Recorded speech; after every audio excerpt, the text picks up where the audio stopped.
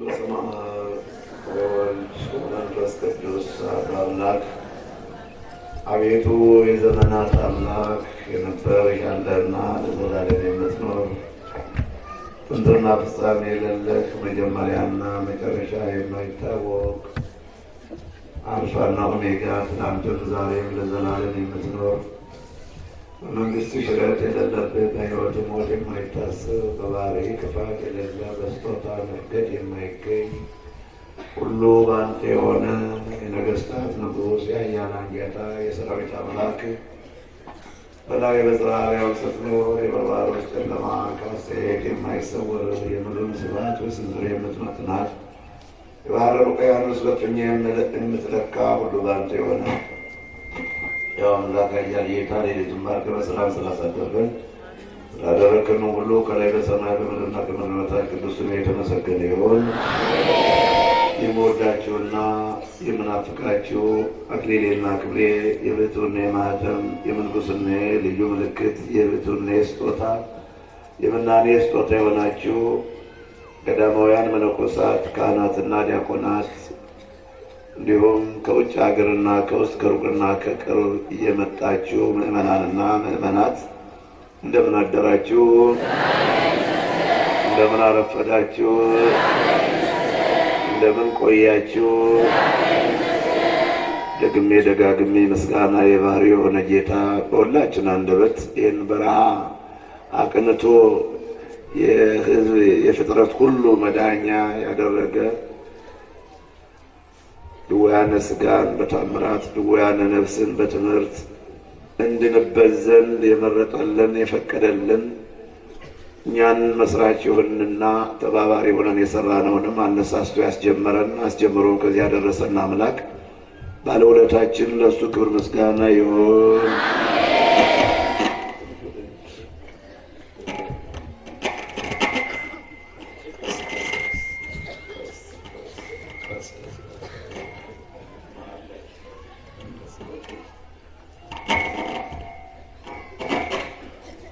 በስመ አብ ወወልድ ወመንፈስ ቅዱስ አሐዱ አምላክ ንቤት ነበር ቤተ እግዚአብሔር ተፈለገ ታምሪያ ለማርያም በአብ ስም አምኜ አብን ወላዲ ብዬ በወልድ ስም አምኜ ወልድን ተወላዲ ብዬ በመንፈስ ቅዱስ ስም አምኜ መንፈስ ቅዱስን ሠራጺ ብዬ ምንም ላጠይቁ አካላት ሦስት ብል በባህሪ በሕልውና እንደ አምላክ ብዬ አምኜ ሬት እግዚአብሔርን አጋዥ በማድረግ በቤታችን የታምሯን መቅድም ማንበብ እጀምራለሁ። ይህ ስርዓት መጽሐፍ የመሰረታ ከሚሆን ከማልቃ ቦታ የወጣ ነው። ከሐዋርያው ከማርቆስ በመሰለ ይንድሮ የሰሩትና ያዘጋጁት መምህራን እመቤታችን ዘወትር የምታነጋግራቸው ሃይማኖታቸው የቀና ምስጢርን የሚያስተምሩ ክቡራን የሚሆኑ ሊቃነ ጳጳሳት ናቸው። በራእይ የምታነጋግራቸው ጊዜ አለ፣ በሕልም የምታነጋግራቸው ጊዜ አለ፣ በግልጻም የምታነጋግራቸው ጊዜ አለ። እኒህም ድንቅ ድንቅ ተአምራት የሚያደርጉ አባ አብርሃም፣ አባ ማርቆስና አባ ማቴዎስ ናቸው። እንደተነጋገረቻቸውና ፍጹም ታምራትን እንደነገረቻቸው የታምራታቸው ዜና የእመቤታችንን ታምር በሚናገር መጽሐፍ ተጽፏል። አባ ሚካኤልና አባ ገብርኤል በሚባሉ ጳጳሳት ዘመን አባ ዮሐንስ ኤጲስቆጶስ በተሾመ ወራት ከግብፅ ወደ ኢትዮጵያ በወጡ በ3 ዓመት የሥርዓታቸው መጽሐፍ ከአረብ ቋንቋ ለኢትዮጵያ ሰዎች በግዕዝ ቋንቋ ተተረጎመች። ቆስጠንጢኖስ የተባለ ንጉሣችን በዛ ያዕቆብ በነገሠ በ7 ዓመት የሥርዓታቸው መጽሐፍ እንዲህ ይላል። በየሳምንቱ እሑድ በእመቤታችን በ33ቱ በዓላት በቤተ ክርስቲያን ሁሉ በፍጹም ክብር በብዙ ደስታ የእመቤታችን ታምር ማንበብ አያስታግሉ። እመቤታችን ከፍጥረት ሁሉ የከበረ ንዕድ ክብርት ናትና ከእግዚአብሔር በታች እንደ እመቤታችን የከበረ የለምና። ስለዚህ በዕለተ እሑድ በእመቤታችን በዓላት ሁሉ የእመቤታችን ታምር ማንበብ እንዳያስታግሉ አውግዙ። በዓላቶቿ እኒህ ናቸው። በነሐሴ በ7 ቀን የተጸነሰችበት ነው። በነሐሴ በ16 ሥጋዋ የቀለሰበት ነው። ከ16 ቀን ጀምሮ እስከ 21 ቀን ድረስ እንደ ልጇ ትንሣኤ አድርገው ያክብሩ። በመስከረም 10 የእመቤታችን ሰሌመሪና ቦታ ወደምትሆን ጼሌንያ ወደምትባል አገር ገብታ የተቀመጠችበት ነው። ይህችም ስዕል ሥጋን የለበሰች ትመስላለች። ከፊቷም ወዝ ሲወጣ ይታይ ነበር። በዚሁም በ21 ቀን ትከብራለች። በጥቅምት በ21 ቀንም ትከብራለች። በኅዳር 6 ቀን ቁስቋም ወደምትባል አገር ገብታ የተቀመጠችበት ነው። በኅዳር በ21 ቀንም ዘካርያስ የመቅደስ ፋና ሲያበራ ያየበት ነው። በታኅሳስ 3 ቀን ወደ ቤተ መቅደስ የገባችበት ነው። በዚህ ወር በ21 ቀንም ትከብራለች። በ22 ቀንም ደቅሲዮስ የሚባል ኤጲስቆጶስ ባሏን ያከበረበት ታላቅ በዓል ነው። ባሏን ባከበረበት በዚህ ቀን በሰው እጅ ያልተሰራ ሰማያዊ ልብስና ሌላ መምህር የማይቀመጥበት ወንበር ሰጠችው። በ28 ቀንም ጌታችን መድኃኒታችን ኢየሱስ ክርስቶስን የወለደችበት ነው። በ29 ቀን መድኃኒታችን ኢየሱስ ክርስቶስን የወለደችበት ነው። በጥር በ21 ቀንም ያረፈችበት ነው። የካቲት 16 ቀን መታሰቢያዋን ላደረገና ስሟን እንደጠራ የምሕረት ቃል ኪዳን ከልጇ የተቀበለችበት ታላቅ በዓል ነው። በዚህ ወር በ21 ቀንም ትከብራለች። መጋቢት በ21 ቀንም ባሏ ነው። ግንቦት በዚህ ወር በ21 ቀንም መጋቢት በ21 ቀንም ባሏ ነው። በዚህ ወር በ29 ቀን መድኃኒታችን ኢየሱስ ክርስቶስን የጸነሰችበት ነው። ሚያዝያ በ21 ቀንም ባሏ ነው። ግንቦት 1 ቀን የተወለደችበት ነው። መስከረም 10 ቀን ልደቷ ነው የሚሉ አሉ። እኛ ግን በተረዳ ነገር አባቶቻችን ሊቃውንት እንዳስተማሩን ልደቷን ግንቦት 1 ቀን ነው ብለን እናምናለን። በዚህ ወር በ21 ቀን በግብፅ ሀገር ደብረ ምጥማቅ በምትባል በተሰራ ቤተ ክርስቲያን ከምስራቅ እስከ ምዕራብ ከሰሜን እስከ ደቡብ ያሉ ሰዎች ሁሉ ይሰበሰባሉ። ከየሀገሩ አሉ ይመጣሉ። እነዚህም ሁሉ ሰቀላ ሰርተው ድንኳን ተድላ ጎበጥለው ይከትማሉ። ከ21 ቀን ጀምሮ እስከ 25 ቀን ድረስ በፍጹም ደስታ በፍጹም ክብር የድንግልን በዓሏን ማክበር ይጀምራሉ። ድንግልን በግንቦት 1 ቀን ጀምራ እስከ 25 ቀን ድረስ ሳታቋርጥ በእነዚህ በ5 ዕለታት ከመላእክት ከጻድቃን ከሰማዕታት ጋር ተገለጽላቸው ነበር። ክርስቲያንም እስላምም ጋር ተገልጸዋት ነበርና በፍጹም ክብር በብዙ ደስታ የድንግልን በዓሏን ማክበር ይጀምራሉ። በ21 ቀንም በ22 ቀንም በ23 ቀንም ከእሳቸው ጋር አትለይም። በ24 ቀንም ወደ ግብፅ ሀገር የገባችበት ታላቅ በዓል ነው። በዚህ ወር በ25 ቀንም ልጇ የደረቁ በትሮቹን ተኩላ ለመለመበት ነው። በሰኔ 8 ቀን ደግሞ አንድን ሊሆን ልጇ ውሃን ከዓለት ላይ ያፈለቀበት ታላቅ በዓል ነው። ሰኔ 20 ቀንም ሐዋርያት የተሰበሰቡበት ልጇን ቤቷን ለመስራት የወረደበት ነው። በ21 ቀንም ቤቷን ያከበረበት ነው። ሐምሌ 21 ቀንም ትከብራለች። አምላክን የወለደች በድንጋሌ ሥጋ በድንጋሌ ጽንሰና ክብርት እመቤታችን በዓላቶቿ ሁሉ 33 ናቸው። እኒህንም በዓላት እንደ ወር ሰንበት አድርገው ያክብሯቸው።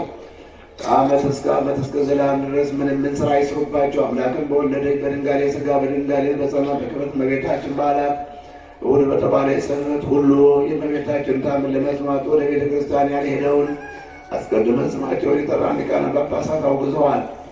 ወንዶችም ሴቶችም ቢሆኑ ኃጢአተ ሥጋን የሚያስነቅፍ ወደ ቤተ ክርስቲያን ለመግባት የሚከለክል ስራ ካልከለከላቸው እመቤታችን ማርያም ታምሯን የሚናገሩ መጽሐፍ ሲነበብ የሚሰሙትን ወንዶችንም ሴቶችንም ተባረካቸዋለችና አምላክን በወለደች ከድንጋሌ ሥጋ በድንጋሌ በጸነ በክብር እመቤታችን በዓላት ሁሉ በተባለች ሰንበት ሴቶችም ወንዶችም ወደ ቤተ ክርስቲያን ይሰብሰቡ።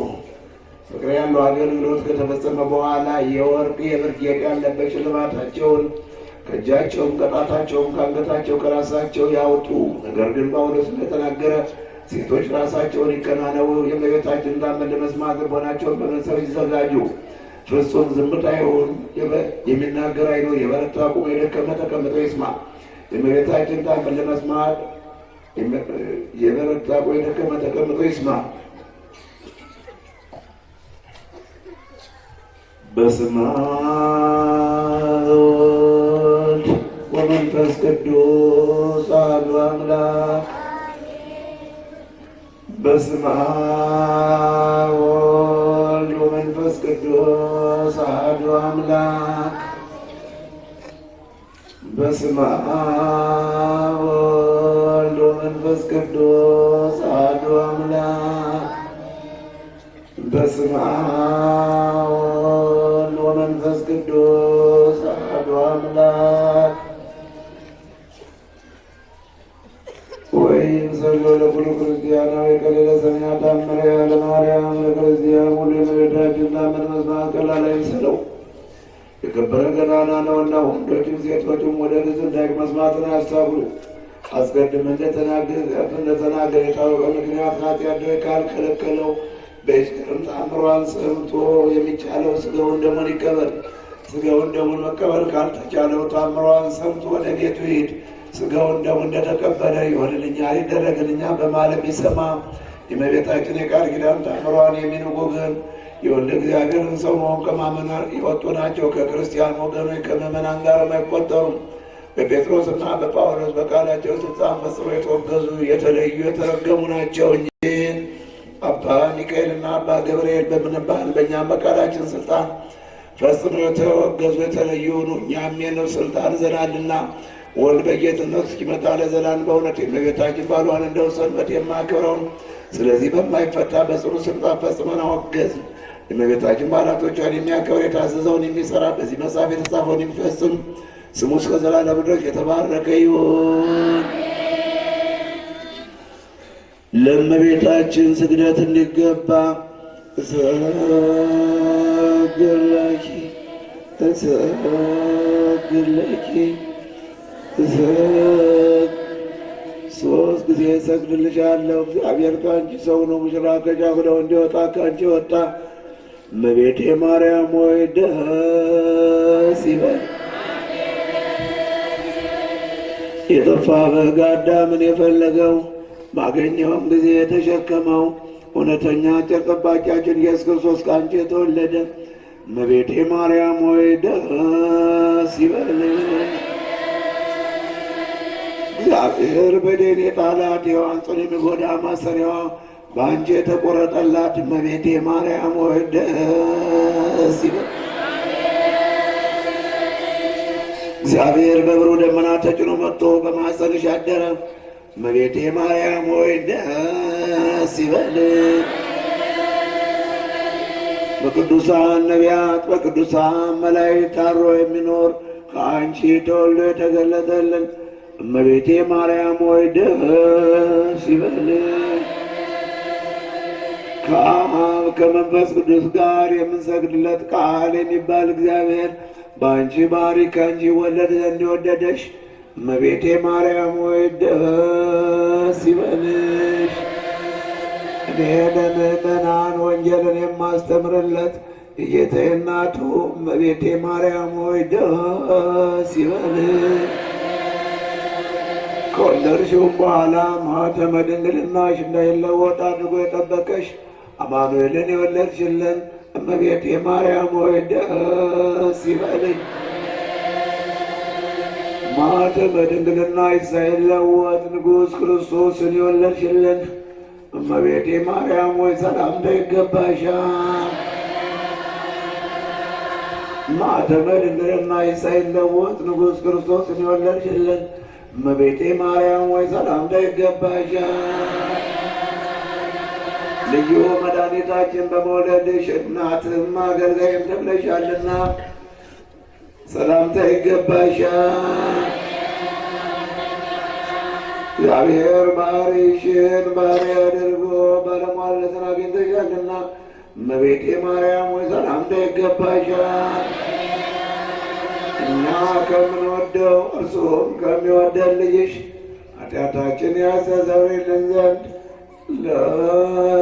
ለምኝልን። ማርያም ወላዲተ አምላክ ጸሎተ በረከቷ ይድረሰን ለዘላለሙ አሜን። ዘመኗ ክብሯ ለዘላለም በእውነት ይደርብንና አምላክን የወለደች ድንጋሌ ሥጋ በድንጋሌ ሥጋ ክብርት እመቤታችን ያረገችው ታምሪ ነው። በአንዲት ሀገር ላይ በሚኖሩ ሰዎች ኃጢአት ምክንያት የእግዚአብሔር መዓት እንደታዘዘ ተነገረ። እግዚአብሔርም በዛች ሀገር የሚኖሩትን ከሰው እስከ እንስሳ ድረስ ያሉትን ኃጢአት ያጠፋ ዘንድ መላእክትን ላከ። የእግዚአብሔር መላእክትም አምላካቸውን እንዳዘዛቸው አደረጉ። ከእነሱም መካከል አንዱ መልአክ ግን መልኩ ያማረ ሕፃን ባየ ጊዜ ስለ ሕፃኑ ደምግባትና መልክ ፈጽሞ ራራ። በዚህ ምክንያት የፈጣሪውን ትእዛዝ ተላለፈ። ሌሎቹ መላእክትም የፈጣሪያቸውን ትእዛዝ ፈጽመው ወደ ሰማይ በሚያርጉበት ጊዜ እሱ እንደ ጓደኞቹ ለማድረግ ፈልጎ ሳለ ኃይለ እግዚአብሔር ተነሳው፣ ለማድረግ አልቻለም። ነገር ግን እስከ አየር ድረስና ወደ ሰማይ ለማድረግ ስለተሳነው ጥቂት በጥቂት እያለ ወደ ታች ወረደ። ወደ ታችም በሚወርድበት ጊዜ ከምድር እስከ ሰማይ የሚደርስ የብርሃን አምድ ተተክሎ አየ። ይህም የብርሃን አምድ ተተክሎበት ካለ ቦታ ሄጄ ምን እንደሆነ ሁኔታውን እንረዳለን። ከዛም በደረሰ ጊዜ በቀልሞን የሚገኝ በአባ ሳሙኤል ደብር በእመቤታችን ድንግል ማርያም ስም የተሰራች ቤተ ክርስቲያን ውስጥ የብርሃን አምድ ተተክሎ አገኘ። ይህም ቦታ ከእግዚአብሔር የሚያስታርቀኝ ቦታ ነው ሲል አሰበ።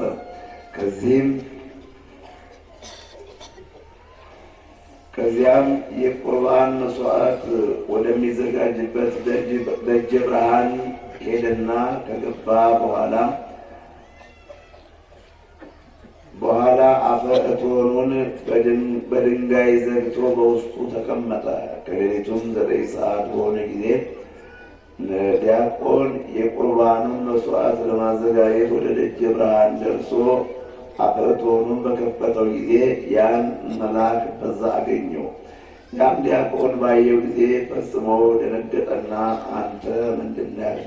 መሬታዊ ወይስ ሰማያዊ ንገረኝ፣ በማን ወገን ነህ ብሎ ጠየቀው።